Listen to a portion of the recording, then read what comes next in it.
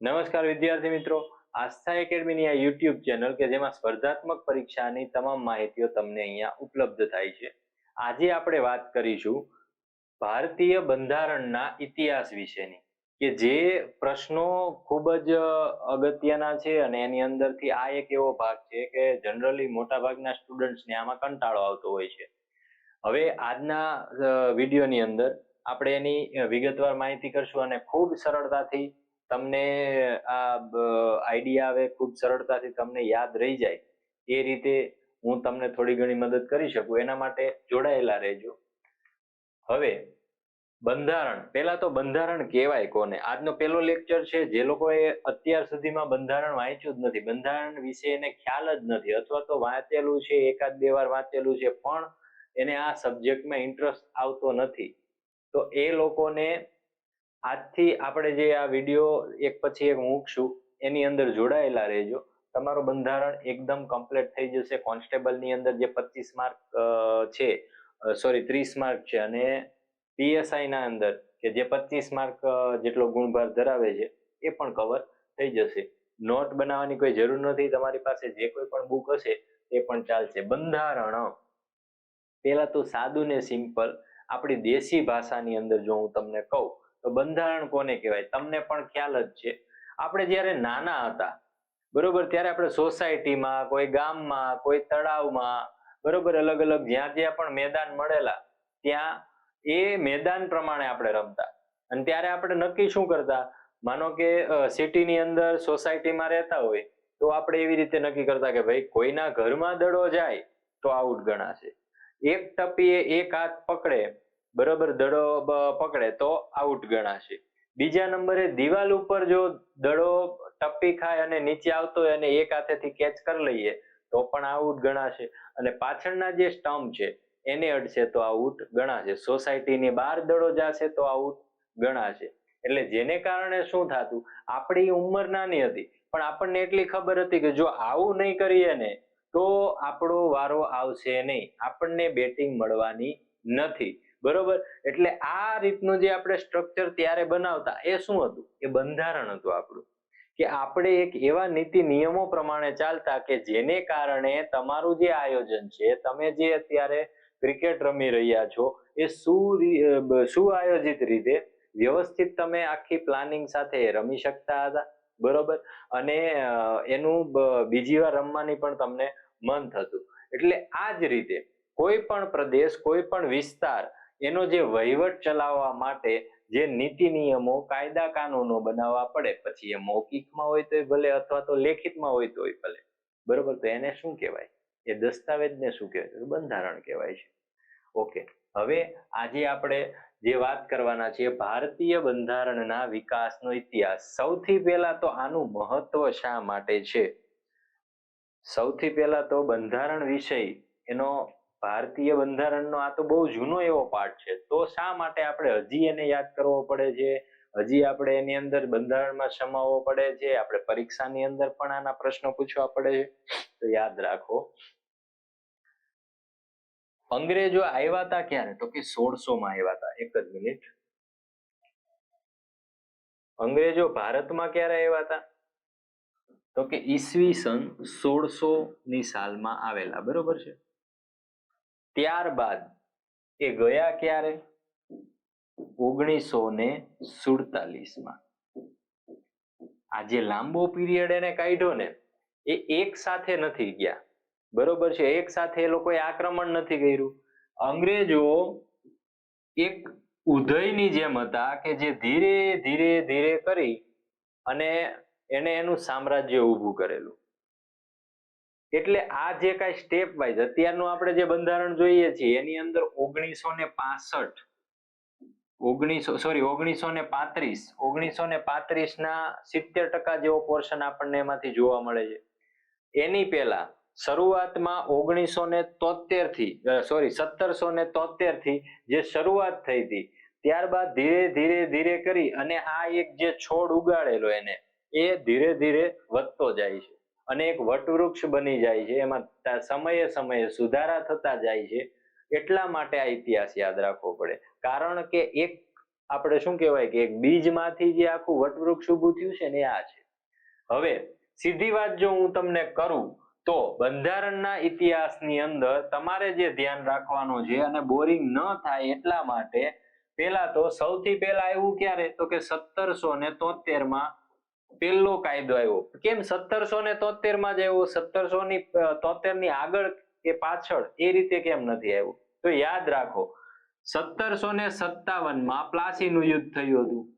ત્યારબાદ 1764 ની અંદર બક્સરનું યુદ્ધ થયું હતું. આ બહુ નિર્ણાયક ભૂમિકા હતી કે જેને અંગ્રેજોને તાકાતવર બનાવી દીધા હતા. ત્યારબાદ ત્યારે એવો કોઈ રાજા નહોતો, સમ્રાટ અશોક જેવો કોઈ રાજા નહોતો, અથવા તો કોઈ અન્ય આપણે કહી શકાય ચંદ્રગુપ્ત મૌર્ય જેવો કોઈ એવો આપણી પાસે રાજા નહોતો કે જે આખા ભારતની અંદર એક વહીવટ કરી શકે, એક ચક્રી શાસન કરી શકે. છૂટાછવાયા હતા એ પણ ધીરે ધીરે નાબૂદ થતા ગયા હતા. તો અંગ્રેજો ત્યારે તાકાતવર પરિસ્થિતિની અંદર હતા અને આ બે યુદ્ધ પછી એને ઘણું બધું ભારતીયોની જે પ્રજા જેટલા વિસ્તારની અંદર એનો ફેલાવો હતો એમાંથી કર આ તે બધું લઈ અને સમૃદ્ધ થવા માંડ્યા હતા. અંગ્રેજોની જે આપણે બ્રિટનની જે કંપની હતી, હવે એ આપણે જે બ્રિટિશ દેશ છે આપણે ઇંગ્લેન્ડ લંડન જે છે ત્યાંની પાર્લામેન્ટે આ નોંધેલું કે આ લોકો ભારત જાય છે. ઈસ્ટ ઇન્ડિયા કંપની, આ એક ઈસ્ટ ઇન્ડિયા કંપની આપણે જો એમ શરૂઆતમાં સમજતા હોય કે 1947 પહેલા જે અંગ્રેજો હતા એ જ 1857 પહેલા હતા, એ વસ્તુ નથી. કેમ? હું તમને સમજાવું કે 1857 સુધી જે હતું ને એ ઈસ્ટ ઇન્ડિયા કંપની હતી, બરોબર? એટલે કે એક ખાનગી કંપની જે આપણે કહી શકાય એ રીતે ત્યાંના રાજાએ એનો પરવાનો આપેલો હતો.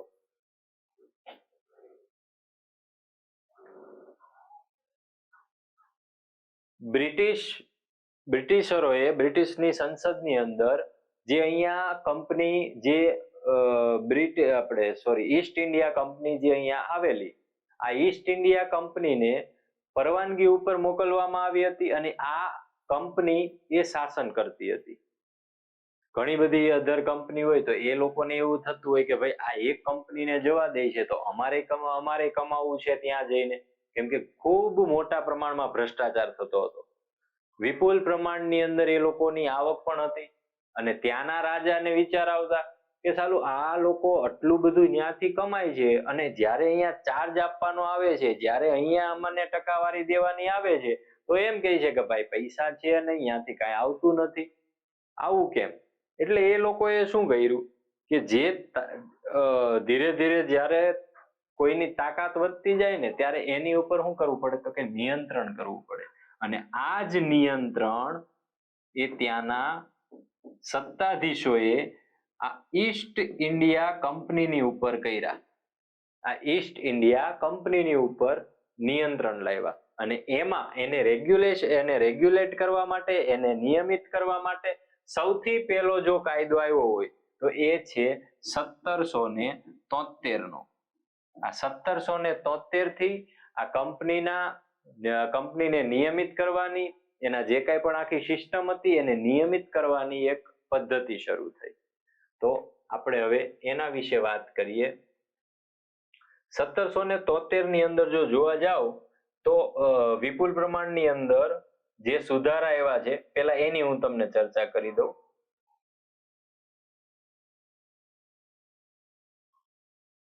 આ આપણો ભારત દેશ છે. હવે આની અંદર ત્યારે સૌથી વધારે શક્તિશાળી એ લોકો પાસે પ્રદેશ હોય ને અંગ્રેજોનો તો કયો હતો? બંગાળ હતો. ત્યારબાદ બીજો કયો હતો? મુંબઈ હતો. અને ત્રીજો મારું ફેવરિટ ચેન્નઈ એક્સપ્રેસ, મદ્રાસ વાળો એરિયો હતો, બરોબર છે?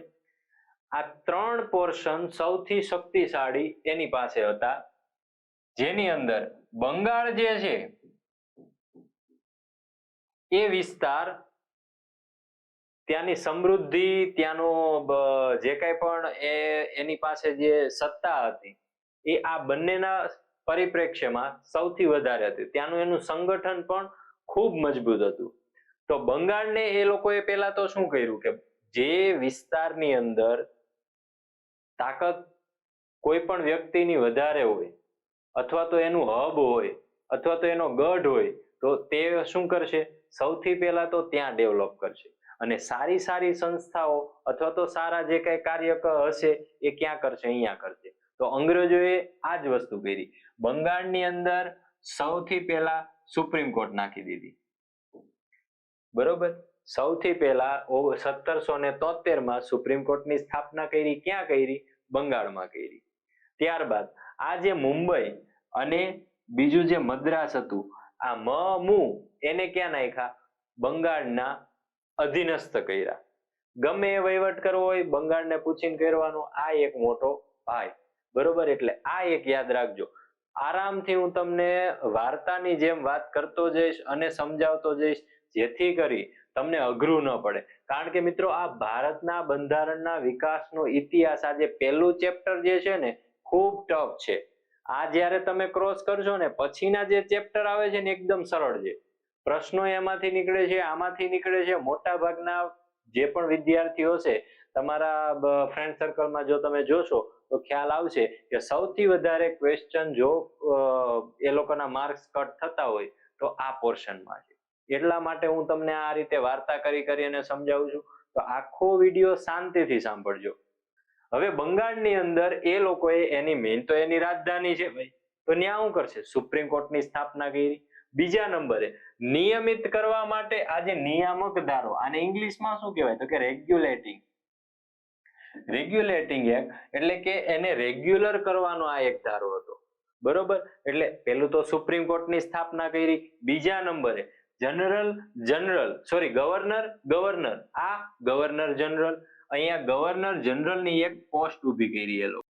તો આ એક સ્ટ્રક્ચર તમને યાદ રહી ગયું. હવે આપણે ધીરે ધીરે આગળ વધશું. તો પિટ્સ ઇન્ડિયા એક્ટ કે જે એની પછી આવ્યો હતો 1784. પહેલા તો પિટ્સ ઇન્ડિયા એક્ટ નામ સાહેબ યાદ નથી રહેતું, કઈ કરવાનું નથી. 1773 તો તમને ખ્યાલ આવી ગયો, સૌથી પહેલો નિયમ છે એટલે આરામથી યાદ રહેવાનો છે, કારણ કે એને રેગ્યુલર કરવાનો છે. રેગ્યુલર કરવા માટે આ 73 ના તને પહેલી વાર રાખ્યો છે. હવે એની પછી પિટ્સ ઇન્ડિયા એક્ટ. તો સાહેબ એક ચોર હતો. કોણ હતો? એક ચોર હતો. આ ચોરે ચોરી કરી ને તો પબ્લિકે પછી પકડી લીધો ને માર્યો. શું કર્યો? પીટો. બરાબરનો પીટો, એટલે એને પકડી, ચોરી કરતો હતો અને એને પીટો, એટલે પિટ્સ ઇન્ડિયા એક્ટ 1784. આ ભૂલાવું ન જોઈએ. બરોબર. હવે ચાર્ટર એક્ટ. સૌથી પહેલા આપણે ગમે ત્યારે કોર્ન ખાતા હોય કે નહીં, આ કોર્ન ખાઈએ છીએ. બરોબર, ઉપરનો જે લેયર આવે ને એને આપણે શું કરીએ? બટકા ભરીએ છીએ? નહીં, જીભ ફેરવીએ છીએ ને. આ ચાટવાની પદ્ધતિ બધી આવી ગઈ. શરૂઆતના આ જે ચાર છે ને એ ન્યાથી તૈયાર થઈને આવતા. આની અંદર વધારે સુધારા કરવામાં ન આવતા. ડાયરેક્ટ આખી તૈયાર થાળી ત્યાંથી આવતી આપણે બ્રિટિશ થી, અને અહીંયા આવીને એને એપ્લાય કરવાનું. આ ચારે ચાર ઇમ્પોર્ટન્ટ છે અને એટલું યાદ રાખવાનું, આ બધા વચ્ચેનો સમયગાળો 20 વર્ષનો છે. આમાં 20 વર્ષ, અહીંયા પણ 20 વર્ષ, અહીંયા પણ 20 વર્ષ અને અહીંયા પણ 20 વર્ષ. 93, 20 નાખો 13 થયા, 20 નાખો 33 થયા, 20 નાખો 53 થયા. બરોબર. ચાર્ટર્ડ એક્ટ કેટલા? 4. 20 વર્ષના અંતરે 93 થી શરૂ કરો, 53 પૂરું કરો. ઠીક છે. હવે આપણે એક પછી એક આગળ જોઈશું. નિયામક ધારો 1773 માં જે મેં તમને આગળ સમજાવ્યું એમ કે ભારત દેશની અંદર અંગ્રેજો આવ્યા, અંગ્રેજોની ઈસ્ટ ઇન્ડિયા કંપની આવી. આ એક કંપની હતી પહેલા, રિલાયન્સ કે આપણે જે કંપની કયો, અદાણીની, અંબાણીની, જે પ્રમાણે તમે કંપની કહો છો, આ જ રીતે એક ઈસ્ટ ઇન્ડિયા કંપની છે. એમાં મોટું છે નહીં. બીજી વાત એ તમને કરી દઉં કે 1858 જ્યાં સુધી ના આવે, આ કાયદો જ્યાં સુધી ન આવે 1857 નો, અને એની અંદરથી થોડા ઘણા ચેન્જીસ કરી અને જે વિધેયક પસાર કરવામાં આવ્યો હતો, આ વર્ષ ન આવે ત્યાં સુધી યાદ રાખજો મિત્રો કે આપણે માત્ર એક કંપનીના નામે તે અભ્યાસ કરવાનો છે. કંપની સિવાય કોઈ પણ જગ્યાએ કંઈ આવશે નહીં. એના મોટા ભાગના એટલે કે 70 થી લઈ અને 80% જેટલા જે પણ એમના જે વિધેયકો છે, જે કાયદા કાનૂન છે ને, એ ભારતના લોકોને લાગુ પડતા નથી. કેમ? કારણ કે એક રાજા, બ્રિટિશના જે રાજા છે, બ્રિટિશ તાજ હેઠળ જે કાંઈ પણ સત્તાધીશો છે, એ આ બધા ઓર્ડર આપે છે કોને? તો કે ઈસ્ટ ઇન્ડિયા કંપનીને આપે છે કે ભાઈ તમારે આ રીતે રહેવાનું છે, તમારે ભ્રષ્ટાચાર કરવાનો નથી, તમારે ભારતીયો પાસેથી ગિફ્ટ લેવાના નથી, તમારે વધારે પડતી 2 નંબરની કમાણી કરવાની નથી, અફીણ ગાંજો આ તે બધું ઉગાડો, બરોબર છે, એમાંથી તમે વેપાર કરો અને વેપારના જે કાંઈ પણ ટકાવારી આવે એ અહીંયા સુધી પહોંચાડો અને હિસાબ બધો ક્લિયર રાખો. આ વસ્તુ આ સમજાવે છે. એટલે મગજમાંથી એક વસ્તુ તમારે કન્ફર્મ કરી દેવાની છે કે આની અંદર તમારે 3 વસ્તુ યાદ રાખવાની કે 1858 આવ્યું ને સાહેબ, ત્યાં સુધી એક તો અફીણની યાદ રાખો, કારણ કે આ બધા ધંધા અફીણના લીધે થાય છે. બધા ધંધા અફીણના લીધે થાય છે. બધા ગંજેડી છે, બરોબર. કે એ લોકો શું કરે છે કે અહીંયાથી અફીણ ભારતમાં ઉગાડે છે, ભારતની અંદર આ અફીણ ઉગાડે છે અને એને ચીનની અંદર સપ્લાય કરે છે, બરોબર છે. આ ચીનની અંદર શું કરે? અહીંયા ઉગાડે છે ને અહીંયા સપ્લાય કરે છે. એની હાટુ એ લોકો યુદ્ધ કરે છે. પછી અહીંયાથી જે ઉગાડેલું હોય અહીંયા વાપરવું તો ખરી ને, તો શું કરે? પેલા રાજનીતિક કાર્યો હોય એ કેમ કેતો હોય કે ભાઈ બધા જે કઈ રાજનીતિક જેટલા પણ આપણે શું કહેવાય વહીવટી બધા વહીવટ છે એ બધા માટે એક બોર્ડની નિમણૂક કરવામાં આવશે. અને વ્યાપારીઓનું જે મંડળ છે કે જેને ખાલી પૈસા જ કમાવાના છે અને બીજો કોઈ ધંધો નથી કરવાનો, એ બીજું એક બોર્ડ હશે, બરોબર. આ 2 બોર્ડ પેલા તો અલગ કરશે, પછી શું કરશે તો કે બંનેને ભેગા કરશે. એટલે આ જ વસ્તુ છેલ્લે સુધી આવશે. પણ એ લોકોનો મેઇન ઉદ્દેશ એ જ છે કે બ્રિટિશની અંદર આ રૂપિયો 2 નંબરનો રૂપિયો, શોષણનો રૂપિયો કઈ રીતે લઈ જવો.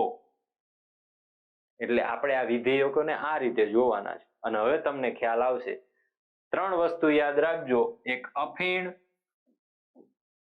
બીજો ધીરે ધીરે જે એ લોકો પાવર વધારે છે પોતાનો, એક આ પાવર, અને ત્રીજું ચીન. આ 3 ઉપર જ તમને બધો આઈડિયા આવશે. હવે આપણે જો વાત કરીએ તો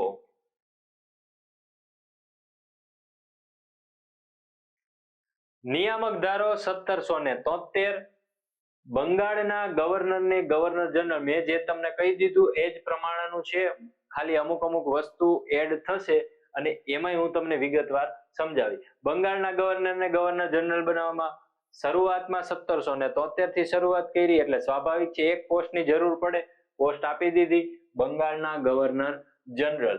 પ્રથમ ગવર્નર કોણ હતા? આ જે સેટિંગ બાદ છે ને એ જ હતો હેસ્ટિંગ્સ, બરોબર. કે જેને પ્રથમ ગવર્નર જનરલ બનાવવામાં આવ્યા હતા. એટલે યાદ રાખી લેજો, શરૂઆતમાં હરીફાઈ ઓછી હતી, ફોર્મ ઓછા ભરાણા હતા, કારણ કે કોઈને ખબર હતી નહીં શું થવાનું છે, નવી સિસ્ટમ નીકળી હતી.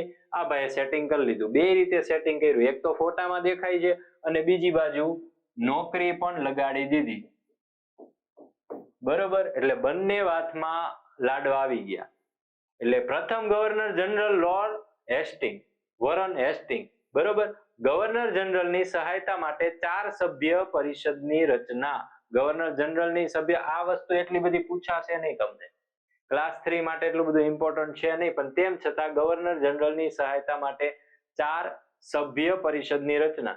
કંપનીના કર્મચારીઓ દ્વારા કરાતા વેપાર અને ભારતીય લોકો પાસેથી ભેટ સોગાદો, જે મેં તમને આગળ વાત કરી કે ભેટ સોગાદો અને લાંચ ઉપર પ્રતિબંધ મૂકવામાં આવ્યો હતો, કારણ કે કંપનીને લાગુ પડે છે. કંપનીના નિયંત્રણ માટે યાદ રાખજો, કોર્ટ ઓફ ડાયરેક્ટર, આ પ્રશ્ન પૂછાય છે. કંપનીના નિયંત્રણ માટે કોર્ટ ઓફ ડાયરેક્ટર્સની રચના, જેનો કાર્યકાળ 4 વર્ષ, બરોબર છે. એટલે આની અંદર તમારે 4 વર્ષને એવું કઈ યાદ રાખવાનું નથી. તમારે ખાલી એટલું યાદ રાખવાનું, કોર્ટ ઓફ ડાયરેક્ટરની રચના કરવામાં આવી. પ્રશ્ન તમને પૂછાઈ જાય ને આગળ પણ પૂછાયેલા છે કે કોર્ટ ઓફ ડાયરેક્ટરની રચના કયા વિધેયકની અંદર કરવામાં આવેલી હતી? તો શું આવશે? નિયામક ધારો 1773. ઠીક છે. ત્યારબાદ બંગાળમાં એક સુપ્રીમ કોર્ટની સ્થાપના, જે મેં તમને આગળ જણાવેલું એ જ પ્રમાણે છે. એક મુખ્ય ન્યાયાધીશ અને 3 અન્ય ન્યાયાધીશ, એક આ યાદ રાખવાનું છે. આમાંથી પણ પ્રશ્ન પૂછાઈ જાય છે. સુપ્રીમ કોર્ટની સ્થાપના કરી તો સ્વાભાવિક છે સુપ્રીમ કોર્ટની અંદર પણ કોઈને બેસાડવું પડશે. તો 1773 ની અંદર 3 બાબતો આવી. પહેલી તો ગવર્નર જનરલ, બરોબર. બીજું તો કે સુપ્રીમ કોર્ટની સ્થાપના કરી. હવે સુપ્રીમ કોર્ટની સ્થાપના કરી તો સ્વાભાવિક છે કે એની અંદર કોઈને તો બેસાડવું જ પડશે. તો એ કોણ આવ્યા? તો કે સર એલિઝા ઇમ્પે હતા પુરુષ, પણ આપણે કઈ રીતે યાદ રાખવાની? એલિઝા ઇમ્પે, બરોબર. એલિઝા ઇમ્પે, કઈ પે? ઇમ્પે, બરોબર. એટલે આ સંધિ છોડી અને યાદ રાખજો, એટલે યાદ રહી જાય એલિઝા. ક્યાં જા? તો કે સુપ્રીમ કોર્ટમાં જા. એલિઝા, આ આખું યાદ રહી ગયું તમને.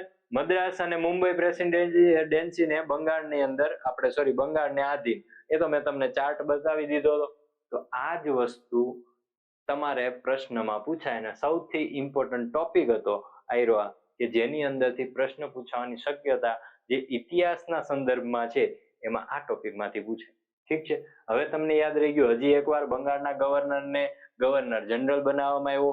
ગવર્નર જનરલ જો એને બંગાળના ગવર્નરને બનાવવામાં આવ્યો તો એની નીચે કોઈને તો રાખ્યા હશે. કોને રાખ્યા? મુંબઈને રાખ્યું, મદ્રાસને રાખ્યું. એ બે કોણ હતા? તો કે જનરલ. ઓલો કોણ હતો? કે ગવર્નર જનરલ. હવે ગવર્નર જનરલ પહેલી વાર બનાવ્યો તો એની અંદર ફોર્મ કેવા ભરાણા? ઓછા ભરાણા. કોને લીધે?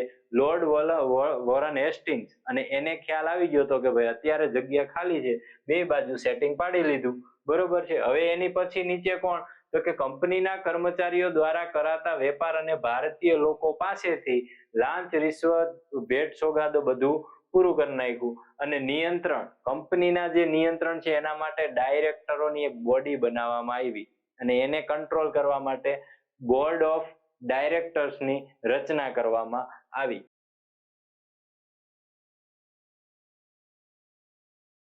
હવે ત્યારબાદ કરીએ તો પહેલું હતું 1773 માં પહેલી વાર હજી એ લોકોએ વિધેયક બહાર પાડ્યું હતું, કાયદો બહાર પાડ્યો હતો. હવે આ કાયદાની અંદર સ્વાભાવિક છે પહેલી વાર માટલું કરે એટલે ઘણી બધી ક્ષતિ રહી ગઈ હોય. એ જ ક્ષતિને સુધારવા અમેન્ડમેન્ટ એક્ટ 1781 ની અંદર એમણે કર્યો. શું કર્યું? તો કે આગળમાંથી સંશોધન કર્યું, એટલે સંશોધિત અધિનિયમ કહેવાનો, બરોબર છે. 1781 ની અંદર જે એમણે ચેન્જ કર્યા આવે એ જોઈએ. તો કે સુપ્રીમ કોર્ટ જે હતી એના કર્મચારીઓ એની ઉપર કાર્યવાહી નહીં કરવામાં આવે. ક્યારે કાર્યવાહી નહીં કરવામાં આવે? કે જ્યારે તેઓ એના ફરજના ભાગ રૂપે કોઈ કાર્ય કરતા હોય ત્યારે એની ઉપર કાર્યવાહી કરવામાં નહીં આવે. બિહાર અને ઓડિશા માટે કાયદો બનાવવાની શક્તિ આપવામાં આવી. કયા? બિહાર અને ઓડિશા માટે કાયદો બનાવવાની શક્તિ આપવામાં આવી. કાયદો બનાવતા સમયે એનો અમલ કરવાનો છે કે ભારતીયોના સામાજિક તથા ધાર્મિક રીત રિવાજોનું સન્માન થાય, બરોબર. આ એક ઇમ્પોર્ટન્ટ લાઈન છે, એટલા માટે મેં એને વધારે હાઇલાઇટ કરેલી છે, કારણ કે એ પ્રશ્ન પૂછાય છે કે ભારતીયોના ધાર્મિક જે રીતિ રિવાજો છે એનું સન્માન થાય એ રીતે કાયદો બનાવતા સમયે આ બધા અમલને ધ્યાનમાં રાખવાનો છે. તો એને કયા વિધેયકની અંદર સમાવવામાં આવેલું હતું? કયા એક્ટમાં? તો કે 1781 માં, બરોબર છે. આપણે કાશી જવું હોય, આપણે આપણા રીત રિવાજ કોઈ પણ કરીએ, બરોબર છે. જ્યારે કોઈ એક્સપાયર થઈ ગયું હોય, એના અસ્થિ વિસર્જન કરવાનું હોય તો આપણે ક્યાં જઈએ? કાશી જઈએ ને. તો એ ધાર્મિક રીતિ રિવાજો માટે ક્યાં જવાનું છે? એ કાશી. સમજી ગયા? ઓકે, હાલો. હવે આપણો ચોર આવ્યો. કોણ આવ્યો? ચોર આવ્યો. પીટીને બરાબરનો લઈ લીધો તો એને, એટલા માટે આખું અત્યારે આની અંદર એટલું તમને મજા આવશે. આની અંદરથી પિટ્સ ઇન્ડિયા એક્ટમાંથી ડીવાયએસઓમાં પણ આગળ અગાઉ પ્રશ્ન પૂછાયેલા છે. ત્યારબાદ જીપીએસસી માં પણ પૂછાયેલા છે, અને એનાથી પણ ઉપર ક્લાસ 1-2 લેવલે પણ આની અંદરથી ક્વેશ્ચન આવેલા છે, યુપીએસસી માંથી પણ નીકળે છે. Pitt's India act 1784, Pitt the younger આ એનું નામ છે, જેને આપણે ચોર બનાવી દીધો છે, બરોબર. એના દ્વારા 1784 માં પિટ્સ ઇન્ડિયા એક્ટ પસાર કરવામાં આવ્યો. જોગવાઈ શું હતી તો કે કોર્ટ ઓફ ડાયરેક્ટર્સ બે જૂથ બનાવવામાં આવ્યા હતા. પહેલા તો કોર્ટ ઓફ ડાયરેક્ટર જે આપણે હમણાં અગાઉ જોઈ લીધું હતું, અને બીજું એ હતું બોર્ડ ઓફ કંટ્રોલ. આ બંનેવને અલગ અલગ બાબતો આપવામાં આવી હતી, અને આ બંને જે છે, જેમ કે કોર્ટ ઓફ ડાયરેક્ટર છે, તો આ શું જોતું તો કે વ્યાપારી જે બાબતો હતું ને એ વ્યાપારી બાબતોની ઉપર જ ધ્યાન આપતું અને એના અંડરમાં એને પોતાના અંડરમાં રાખતું. જ્યારે બોર્ડ ઓફ કંટ્રોલ છે એ શું કરતું તો કે બોર્ડ ઓફ કંટ્રોલ જે છે ને એ રાજકીય રીતે જે કંઈ પણ વહીવટ ચાલતા એના ઉપર વધારે ફોકસ કરતું. સૌથી શક્તિશાળી જો હોય તો બોર્ડ ઓફ કંટ્રોલ હતું. બોર્ડ ઓફ કંટ્રોલ એ ધારે એટલે કોર્ટ ઓફ ડાયરેક્ટરને પણ ગમે તે પોતાના નિર્ણય જણાવી દેતું, અને એના માટે કોર્ટ ઓફ ડાયરેક્ટરને કરવું પડતું, બરોબર છે. હવે માનો કે એક્ઝામ્પલ તરીકે ગંજેડી બધાએ અફીણ ઉગાડી, બરોબર છે. હવે એ અફીણની અંદર એ લોકોને એનું અફીણ વેચવું છે, અથવા તો એ વેચે છે અને એની અંદર એને જે કાંઈ યોગ્ય લાભ મળતો એ બધું મળતો નથી, અથવા તો XYZ કોઈ પણ પ્રશ્નો આવ્યા તો એની અંદર બોર્ડ ઓફ કંટ્રોલ જે છે ને, જે રાજકીય પરિષદ જે બધા બેઠા છે મોટા માથાઓ, એ લોકો શું કરશે કે ભાઈ તમારે વેપારી તમે બધા છો, બરોબર. હવે તમારે બધાએ વેપાર કરવાનો છે અને એની અંદર નફો કરવાનો છે, તો તમને ક્યાં પ્રોબ્લેમ આવે છે, તમને જ્યાં પ્રોબ્લેમ આવતો હોય ત્યાં આપણે પરિસ્થિતિ સંભાળી લઈએ. આ એ વ્યક્તિઓ હતા બધા. એટલે બોર્ડ ઓફ કંટ્રોલ જે છે ને એને જ્યારે જરૂર જણાતી ત્યારે આને તતડાવી નાખતા. કોર્ટ ઓફ ડાયરેક્ટર આ કોણ હતું તો કે કંપનીઓ જે આપણે જે કંપની છે એના જે સત્તાધીશો છે આ એના માટેની હતી કોર્ટ ઓફ ડાયરેક્ટર, જે બિઝનેસને લગતી હતી, ધંધાને લગતી હતી. અને બોર્ડ ઓફ કંટ્રોલ જે છે એ બોર્ડ ઓફ કંટ્રોલ રાજકીય રીતે હતી, બરોબર છે. તો આટલા બે વસ્તુને ધ્યાન રાખવાનું છે. જોગવાઈ કોર્ટ ઓફ ડાયરેક્ટરની વેપાર સંબંધી બાબત પર પૂર્ણ નિયંત્રણ, ઓકે. ત્યારબાદ રાજકીય બાબતો માટે 6 સભ્યોની કઈ બોર્ડ ઓફ કંટ્રોલની નિમણૂક. એટલે દ્વૈધ શાસન જેવું ચાલતું હતું. આ દ્વૈધ શાસન કઈ જગ્યાએ તો કે પિટ્સ ઇન્ડિયા એક્ટ 1784 માં જોવા મળ્યું. હવે કંટ્રોલને તમામ નાગરિક, સૈન્ય અને મહેસૂલી અધિકારો ઉપર પૂર્ણ નિયંત્રણ. તો મેં જે તમને આગળ કીધું એમ કંટ્રોલ છે ને સાહેબ એ ખૂબ પાવરફુલ હતું, અને હજી શરૂઆત છે, આગળ જશો એટલે આ જ તે મેઇન વિલન બનશે. પ્રથમવાર બ્રિટિશ અધિકૃત ભારતીય પ્રદેશ મુંબઈ અને મદ્રાસ બંગાળ જગ્યાએ રાજા નથી, કોઈ એવો વહીવટદાર નથી, અને અત્યારે મેઇન સત્તાધીશની અંદર શક્તિશાળી અમે જ છીએ. એ લોકોએ કહી દીધું કે ભાઈ આ એરિયો જે છે, આ વિસ્તાર જે છે ये ना आपका है ना तापका है ये हमारे बाप का है, બરોબર છે. ये ना आपका है ना तापका है ये हमारे बाप का है એમ કરી અને બ્રિટિશ અધિકૃત ભારતીય પ્રદેશ એને બનાવી દીધો. કેમાં બનાવ્યો? આ ચોરે બનાવ્યો પિટ્સ ઇન્ડિયા એક્ટ. એટલે આ ચોર તમને 3 જગ્યાએ જોવા મળશે. પહેલા તો એ પીટાયો એટલે પિટ્સ, બીજા નંબરે આ જ ચોરે 2 બોડી બનાવેલી, કઈ તો કે બોર્ડ ઓફ કંટ્રોલ અને ડાયરેક્ટર, બરોબર. ત્યારબાદ આ જ ચોર એને શું કીધું કે આ જે એરિયો જે છે, મેં જે જમીન વાળેલી છે આમાં કોઈ પગ મૂકવો નહીં, આ વિસ્તાર મારો છે, આ ઇલાકો મારો છે. ત્યારબાદ ભારતીય ગવર્નર જનરલ પરિષદની સભ્ય સંખ્યા 4 થી ઘટાડીને 3, જેમાંથી એક મુખ્ય સેનાપતિ. જે આગળ આપણે જોયું હતું 4 હતી એની જગ્યાએ 3 કરી દીધી. અને ઇંગ્લેન્ડની અંદર એક કોર્ટની સ્થાપના કરવામાં આવી. સુપ્રીમ કોર્ટની સ્થાપના કે તો ક્યારે 1773. બોર્ડ ઓફ કંટ્રોલ આપણે ઇંગ્લેન્ડની અંદર એક કોર્ટની સ્થાપના કેતો ક્યારે? પીટ્સ. આ ચોર પકડાયો તો આ ચોરના લીધે. અમેન્ડમેન્ટ એક્ટ 1786 જે આપણે આગળ જોયો એમાં જ પાછું સંશોધન કર્યું અને ફરીથી લાવ્યા. હું લાવ્યો તો કે ગવર્નર જનરલના મુખ્ય સેનાપતિની શક્તિ અને મુખ્ય સેનાપતિની શક્તિ આપવામાં આવે છે અને સાથે સાથે વીટો પાવર આપવામાં આવે છે. કેમ વીટો પાવર? આ જે બે આપણે હમણાં જે ચર્ચા કરી ને, કોર્ટ ઓફ ડાયરેક્ટર અને બોર્ડ ઓફ કંટ્રોલ, કે જે એક વ્યાપારી ગ્રુપ જેવું હતું અને બીજું જે હતું કયું હતું? તો કે સત્તાધીશો હતા બધા. એકને પાવર જોતો હતો અને એકને શું જોતું હતું? એકને શું આપેલું હતું? તો કે મની. બરોબર છે.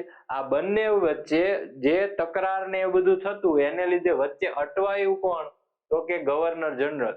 એટલે ત્યાંની સંસદે શું કીધું કે એક કામ કરો ભાઈ, બેવને અલગ કરેલા છે, બેવને અલગ અલગ કામ પણ આપેલા છે. એકને વ્યાપારનું કામ આપેલું છે, બીજાને સત્તાધીશ તરીકેનું જે કામ આપેલું છે અથવા તો વહીવટી વિભાગ જે આપેલો છે, રાજનીતિક લેવલે જે કામ આપેલું છે, આ બે બધા વચ્ચે ઘર્ષણ થાય તો ગવર્નર જનરલને આ વિશેષ પરિસ્થિતિની અંદર કોઈ પણનો નિર્ણય રદ કરવાની, લાગુ કરવાની સત્તા છે. આ વીટો પાવર ક્યારે આવ્યો? અમેન્ડમેન્ટ 1786 માં. છોતરા પાડી નાખ્યા. કોના? છોતરા પાડી નાખ્યા જ્યારે આ વીટો પાવર એને આપવામાં આવે છે.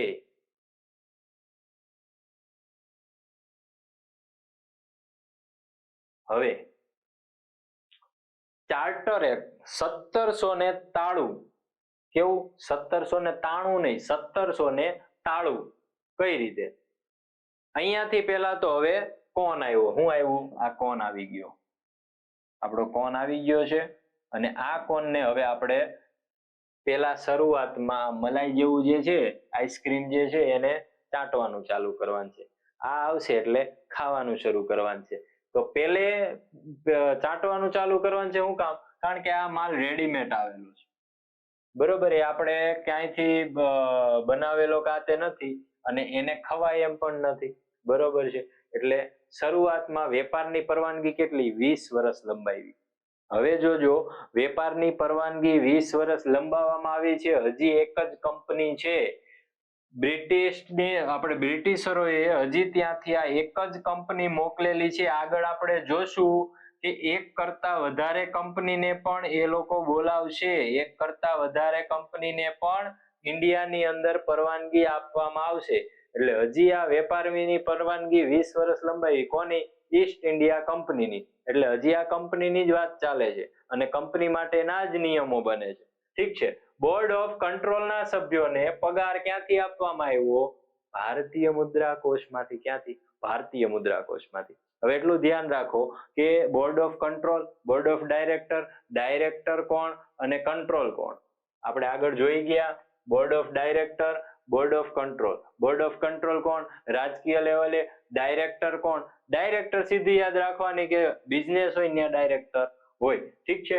એટલે ડાયરેક્ટર આપણે એ રીતે રાખવાનું. આ કંટ્રોલ, આ બધા કયા છે? રાજનીતિક લેવલના. એટલે બોર્ડ ઓફ કંટ્રોલના સભ્યોને પગાર કેમાંથી? ભારતીય મુદ્રા કોષમાંથી. કેમ કે હવે તો આવક વધી ગઈ છે ભાઈ, હવે તિજોરી છલોછલ છે, તો આમાંથી જ દેવાનો હોય. બરોબર. ગવર્નર જનરલ કે ગવર્નર જનરલની પરિષદના સભ્ય બનવા માટે 12 વર્ષ ભારતમાં વનવાસનો અનુભવ કરવો પડે. 2 તાળા લાગ્યા છે. આ તાળા કઈ જગ્યાએ લાગ્યું છે? 2 જગ્યાએ. પેલું અહીંયા અને બીજું અહીંયા. અને એટલા માટે એ ઈસવીસન કઈ છે? 93. બરોબર. યાદ શું કામ નો રહે? આ રીતે યાદ કરશો એટલે યાદ આવી જશે. Charter act 93. આ તાળું કઈ જગ્યાએ લાગે છે? તો કે 2 જગ્યાએ. પેલું તો બોર્ડ ઓફ કંટ્રોલના જે સભ્યો છે એને પગાર આપવો પડે. તો ક્યાંથી? તો કે ભારતીય મુદ્રા કોષમાંથી. અને ભારતીય મુદ્રા કોષ એટલે કેટલો વિપુલ પ્રમાણમાં છે. બરોબર. હવે આ ભંડોળમાંથી પગાર લેવો હોય તો એમાંથી તાળું તો રાખવું પડે ને, નકર તો બધા વગર પગારે લઈ જાય. એટલે પેલું તાળું અહીંયા છે. બીજું તાળું ક્યાં છે? ગવર્નર જનરલ કે ગવર્નર જનરલની પરિષદના સભ્ય બનવા 12 વર્ષ ભારતમાં વનવાસનો અનુભવ કરવો પડે.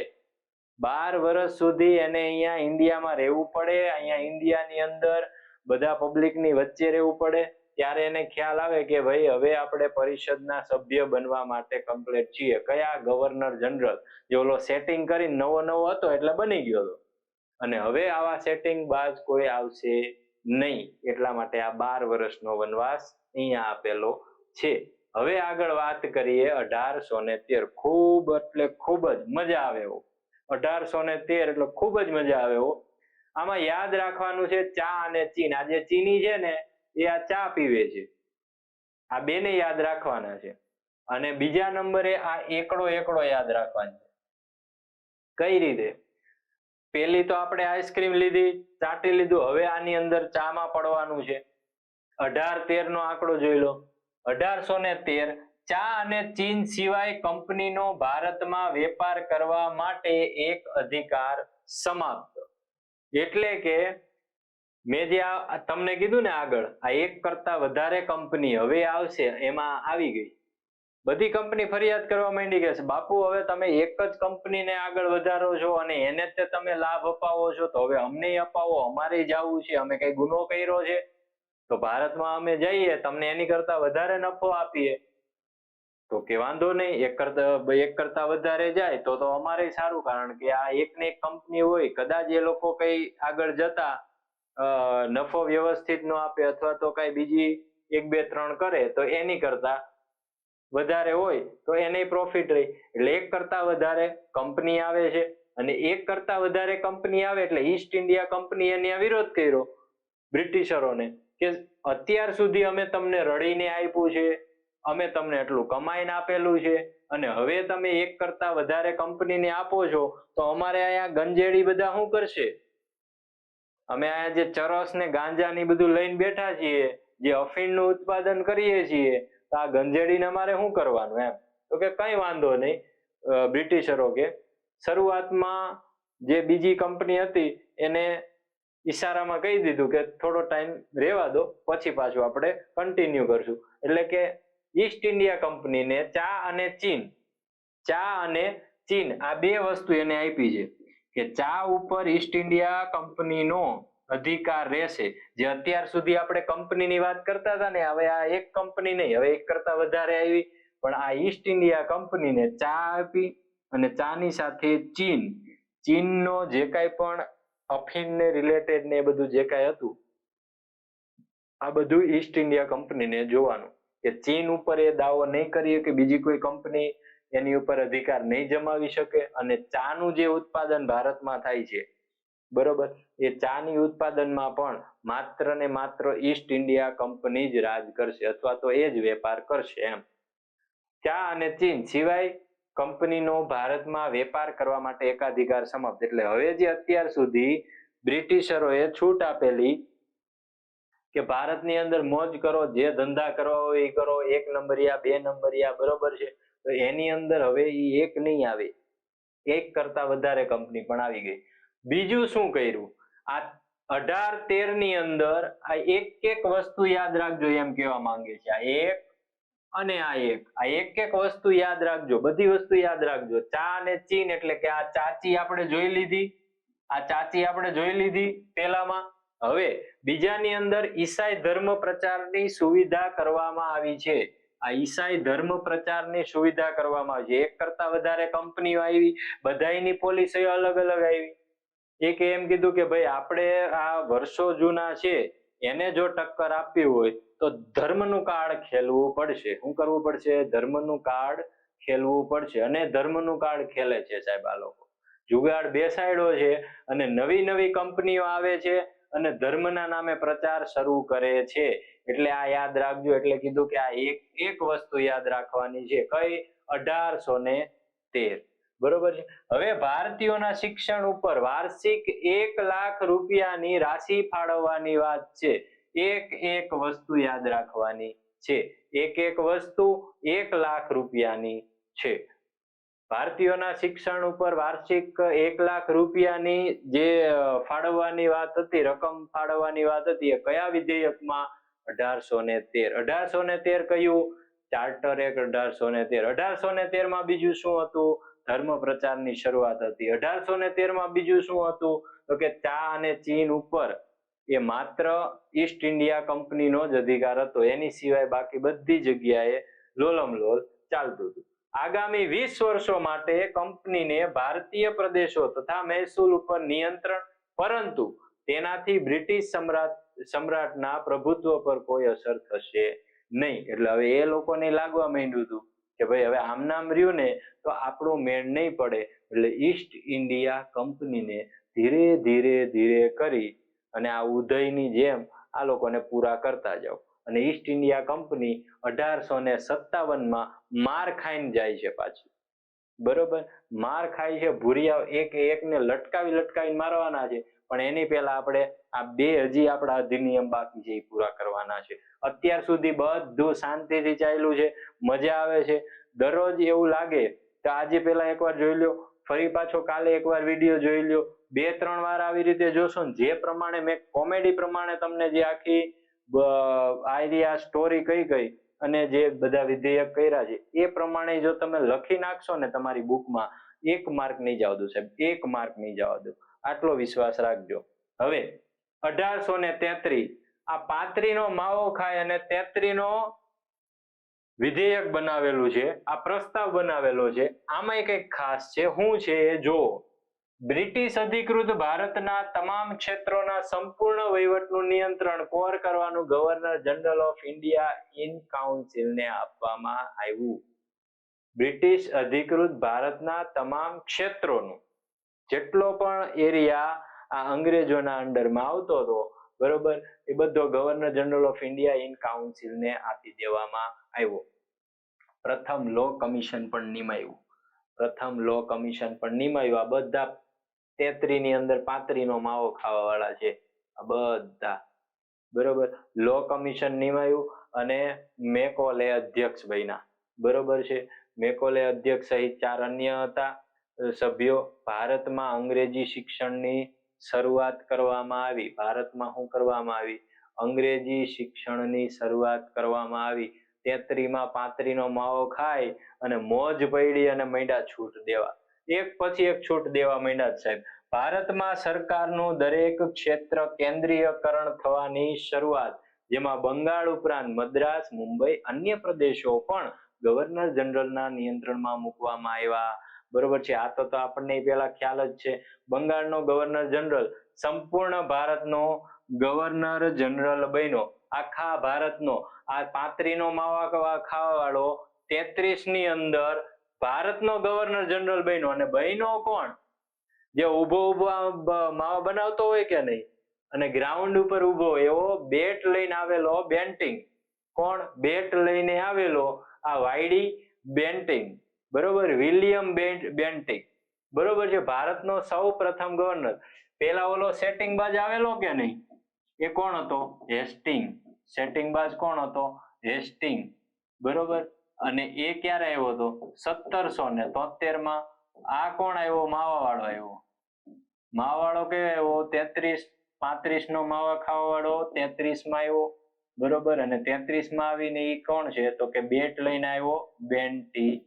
આ ખાલી બંગાળની અંદર રાજ કર્યું, આખા ભારતમાં રાજ કરવા આવ્યો. ચા અને ચીન સાથેના વેપારમાં એકાધિકાર સમાપ્ત. જે આગળ વાત થઈ હતી ને, જે ઈશારામાં કહી દીધું હતું બ્રિટિશરોએ, અન્ય જે કંપની આવી હતી, જે ઈસાઈ મિશનરીઓને લઈને આવી હતી, એ બધા એને ઈશારામાં જે અત્યારે સમજાવ્યું હતું. આજે 20 વર્ષ પછી સાહેબ ઓલાનો એકાધિકાર પૂરો કરી નાખ્યો. કોનો કરી નાખ્યો? તો કે ઈસ્ટ ઇન્ડિયા કંપનીનો પૂરો કરી નાખ્યો. હવે અંગ્રેજોને પરવાના વગર ભારતમાં આવવાની, જવાની, વસવાટ કરવાની, જમીન ખરીદવાની બધી છૂટ આપી દેવામાં આવી. આ 35 ના માવાની અસર છે સાહેબ, 35 ના માવાની અસર છે. હું મોજ પડી કે છોકરાઓને બધાને અંગ્રેજી શિક્ષણ આપી દીધું, ભારતીયો ખુશ થઈ ગયા. બંગાળના ગવર્નર જનરલને ભારતનો ગવર્નર જનરલ બનાવી દીધો, બંગાળ ખુશ થઈ ગયું, બેન્ટિંગ ખુશ થઈ ગયો. બીજા નંબરે ચા અને ચીન સાથેના વેપારમાં કંપનીનો એકાધિકાર સમાપ્ત કરી દીધો. જે મિશનરીઓ આવ્યા હતા, જે એક કરતા વધારે કંપનીઓ આવી હતી, આ બધા ખુશ થઈ ગયા. હજી તો એ તમાકુનો નશો ચાલુ જ છે. અંગ્રેજોએ પરવાના વગર ભારત આવવાની, જવાની, વસવાટ કરવાની, રહેવાની, તબેલો બનાવવાની બધી છૂટ આપી દીધી, તોય હજી તમાકુની અસર ચાલુ જ છે. સહ પરિષદ ગવર્નર જનરલને સંપૂર્ણ ભારતમાં કાયદો બનાવવાની શક્તિ. મદ્રાસ અને મુંબઈની કાયદો બનાવવાની શક્તિ પૂરી. બરોબર, કોની? મદ્રાસ અને મુંબઈની કાયદો બનાવવાની શક્તિ પૂરી. અને મેન આપી દીધું કોને? ગવર્નર જનરલને, ભારતના ગવર્નર જનરલને. હવે તું બેટ લઈને તારી તાબડતોબ બેટિંગ ચાલુ કરી દે. ભારતની અંદર દાસ પ્રથા હતી, એની સમાપ્તિ કરવામાં આવી. ક્યારે? 1843માં. 1843માં જે દાસ પ્રથા હતી એની સમાપ્તિ કરવામાં આવી. ગવર્નર જનરલની પરિષદનો વિસ્તાર કરવામાં આવ્યો, જેમાં કાયદા નિષ્ણાંત તરીકે એક સભ્યનો ઉમેરો કરવામાં આવ્યો. વિચાર કરજો, આ 35નો માવો ક્યાં સુધી ચડ્યો છે. લોર્ડ મેકલ સૌ પ્રથમ આવા કાયદા નિષ્ણાંત સભ્ય બન્યા. શરૂ કરવા ઉપર ભાર મૂકવામાં આવ્યો. એટલે હારવાર આ હોતન કહી દીધો, એટલા પહેલી વાર માવો ઘસેલો એટલે એટલું મગજ તમરી ખાઈ ગયું હતું કે 1833 અંતર્ગત સિવિલ સેવકો માટે છૂટ આપી દેવામાં આવી. પણ થઈ નહીં, કારણ કે વિરોધી થયો હતો કે આ વસ્તુ નહીં ચાલે, ભારતીયોને એટલું બધું ન આપો, આટલા બધા ગાંડા ન થાવ. હવે ચાર્ટર એક્ટ 1853 ખૂબ અગત્યના ચાર્ટર એક્ટ છે. કોઈને કોઈ ક્વેશ્ચન જનરલી પૂછાય જ છે, એટલે ખાસ યાદ રાખજો. આ વિડીયોને એટલો સરળતાથી હું એટલે તમારા સમક્ષ મૂકું છું અને આવી બધી વાતો એટલે કરું છું કે જેને કારણે તમને કંટાળો ન આવે અને તમને યાદ રહે. આ ચોર ને આ જે આપણે 35નો માવો, આ બધું જ્યારે તમે લઈને બેસશો ને ત્યારે અત્યારે તમને ભલે મગજમાં એવું લાગતું હશે કે આ ડાયરો કરે છે, પણ હકીકતમાં જ્યારે તમે સોલ્વ કરવા બેસશો ત્યારે તમને ખ્યાલ આવશે. અને જો સારું લાગે તો એકવાર કોમેન્ટ કરી અને થોડી મહેનતને વધાવજો, એટલે જેને કારણે અમને પણ મજા આવે કામ કરવાની, તમારા સમક્ષ આવા કન્ટેન્ટ મૂકવાની. ચાર્ટર એક્ટર થઈ ગયું. જો ચાર્ટર એક્ટ 1853 ભૂરિયાઓને જે ધોવાના છે ને સાહેબ, લટકાડીને ધોવાના છે ને, એની પહેલાનો આ છેલ્લો 1853નો કાયદો છે. ગવર્નર જનરલની વિધાન પરિષદમાં કુલ સભ્ય સંખ્યા 12 થઈ ગઈ. આ ભારતની કેન્દ્રીય ધારાકીય પરિષદ જે ભારત માટે સંસદ હતી. ભારત માટે શું હતી? સંસદ હતી. 12 સભ્યોની, આ ક્વેશ્ચન પૂછાય છે એટલે યાદ રાખવાની આ લીટી. 12 સભ્યોની પરિષદમાં 6 ધારાકીય સભ્યો, જેમાંથી 4ની ચૂંટણી મદ્રાસ, બંગાળ, બોમ્બે અને આગ્રાની પ્રાંતીય સરકારો દ્વારા થઈ. 12 સભ્યો જે હતા, જે ગવર્નર જનરલની વિધાન પરિષદમાં કુલ 12 સભ્ય સંખ્યા કરવામાં આવી હતી, એમાં 6 ધારાકીય હતા અને 4ની ચૂંટણી હતી. ક્યાં હતી? એક તો આ મદ્રાસમાંથી, બીજી હતી ક્યાંથી? તો કે એક બંગાળમાંથી, ત્રીજી તો કે આ બોમ્બેમાંથી. એટલે ટૂંકમાં આ 3 તો જૂના જ છે, જે રાજધાની અને બીજા બે એની નીચેના જે કામ કરતા હતા, બરોબર છે, આ તો જૂના જ છે. વૈધું કયું? આગ્રા. આગ્રાની પ્રાંતીય સરકારો દ્વારા 4ની ચૂંટણી કરવામાં આવી હતી. હવે સૌ પ્રથમ પ્રાદેશિક પ્રતિનિધિત્વના સિદ્ધાંતને ભારતની અંદર અમલ કરવામાં આવ્યો હતો. ક્વેશ્ચન ઘણી વાર પૂછાય છે. પ્રાદેશિક અમલ કયો? પ્રાદેશિક પ્રતિનિધિત્વના સિદ્ધાંતને ભારતમાં અમલ કયા વિધેયકમાં? Charter act 1853. ઠીક છે. સિવિલ સેવકોની ભરતી માટે ખુલ્લી સ્પર્ધાત્મક પરીક્ષાની શરૂઆત 1854માં મેકોલે સમિતિની રચના કરવામાં આવી. પેલા ICS તરીકે ઓળખાતું આ, બરોબર, ICS. આ ઇન્ડિયન સિવિલ સર્વિસની જ વાત કરવામાં આવે છે કે સિવિલ સેવકોની ભરતી માટે ખુલ્લી સ્પર્ધાત્મક પરીક્ષાની શરૂઆત 54માં મેકોલે સમિતિની રચના કરવામાં આવી. હવે કંપનીને ભારતીય પ્રદેશો જ્યાં સુધી સંસદ ઈચ્છે ત્યાં સુધી પોતાને આધીન રાખવાની મંજૂરી આપવામાં આવી. પરંતુ એને ખબર નથી કે હવે 57ની અંદર ઉડાડીને મારવાના છે અને તખતો પલટ કરવાનો છે. કંપની બંપની બધું કાઢી નાખવાનું છે. કોર્ટ ઓફ ડાયરેક્ટર્સની સંખ્યા 24 માંથી ઘટાડી કેટલી થઈ? 11 18 થઈ ગઈ. કોર્ટ ઓફ ડાયરેક્ટર કયા? આ બધા રાજનીતિ વાળા. કયા? સોરી, રાજનીતિ નહીં, ધંધા વાળા. કયા? ધંધા વાળા, કારણ કે ડાયરેક્ટર્સ આવ્યું ને, બરોબર છે. એટલે આ એક યાદ રાખજો. આજે મજા આવી તો મને કહેજો, કોમેન્ટ બોક્સની અંદર મેસેજ કરી દેજો, જેથી મને એમ લાગે કે નહીં, હવે આ કન્ટેન્ટ તમને ગમે છે, તમને યાદ રહી છે, અને એ પ્રમાણે હજી પણ થોડી વધારે મહેનત કરી અને હજી તમને સરળ કઈ રીતે બને એ પ્રયાસ કરશું. આની પછીના લેક્ચરની અંદર આપણે તાજનું શાસન લાવવાનું છે. કયું? તાજનું શાસન લાવવાનું છે સાહેબ. આ કંપની જે હતી ઈસ્ટ ઇન્ડિયા કંપની, આ બધું કાઢી નાખવાનું છે અને પ્રોપર શાસન લાવવાનું છે. પછી આવશે એક પછી એક આપણા જે દેશના ક્રાંતિકારીઓ અને સાથે સાથે જે કાંઈ પણ આપણા એક આઈડિયલ કહેવાય, આવા પર્સનો એક પછી એક આવશે. એટલે ખૂબ મજા આવશે. એની પહેલા એક લેક્ચરની અંદર શરૂઆતમાં પહેલા અંગ્રેજોની ધોલાઈ કરી નાખીએ, પછી આગળ વધીએ. થેન્ક યુ, આભાર, જય હિન્દ.